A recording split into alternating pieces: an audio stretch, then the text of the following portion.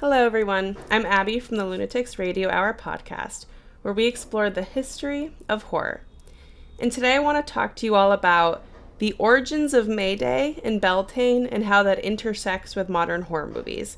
And I'm going to be honest, there's only a few films that kind of, I think, squarely sit in this subgenre. But if I'm missing any as we talk about it today, please, I would love suggestions for more films to watch. May Day is like a broad term for celebrations that happen around May 1st, specifically throughout Europe historically, dating back to ancient times, which are meant to celebrate the start of summer.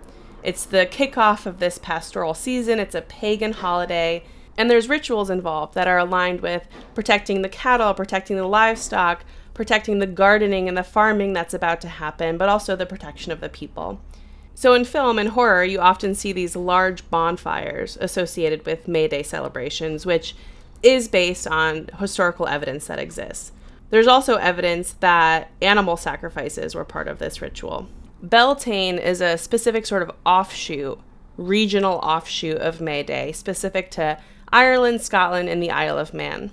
And Beltane actually means bright fire.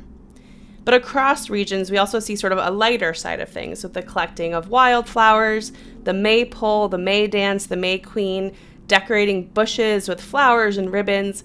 So there's also some sort of lovely, gentle activities that are associated with this festival as well. In addition, of course, to feasting and some of the other traditional elements that we see in pagan holidays.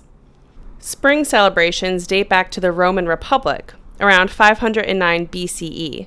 With festivals that honored Flora, Dionysus, and Aphrodite. There's different versions of this summer celebration across Germany, Estonia, Finland, Bulgaria, England, almost any region within Europe. And though traditions vary from all of those different regions, but the general idea is this honoring of the shift between winter and summer, and also this hope of protecting and celebrating the pastoral season that's about to come. There are a few horror films that intersect with this, and I really like all of them. So first we have, of course, the most iconic version, The Wicker Man from 1973.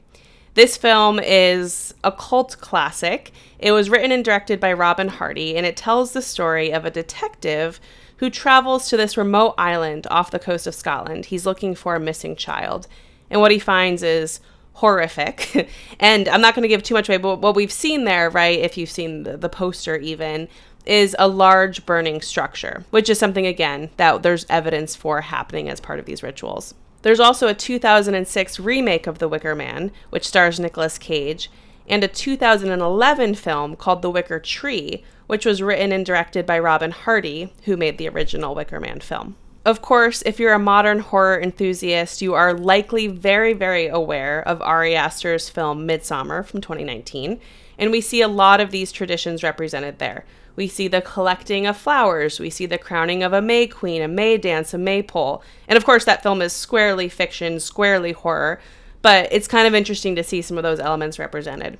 And there's one bonus film which I haven't seen, but it's called The Woods from 2006. Someone on Twitter actually suggested it to me.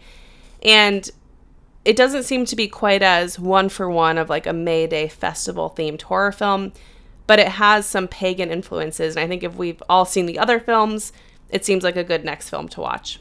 I've always been particularly taken with this holiday, even though it's not broadly celebrated in the US or even globally anymore, right? It's really become something that certain people, pagans or Wiccans, are, still keeping alive. But we don't see nationally things celebrated as broadly as they used to be. But if I've missed any really cool facts about May Day or any films, especially horror films that we should watch in this subgenre, please leave a comment below because, again, I love this setting and I would love to kind of dive into it a little bit more as well. Thanks so much for watching. If you're interested in the history of horror, listen to Lunatics Radio Hour anywhere you listen to podcasts. Bye.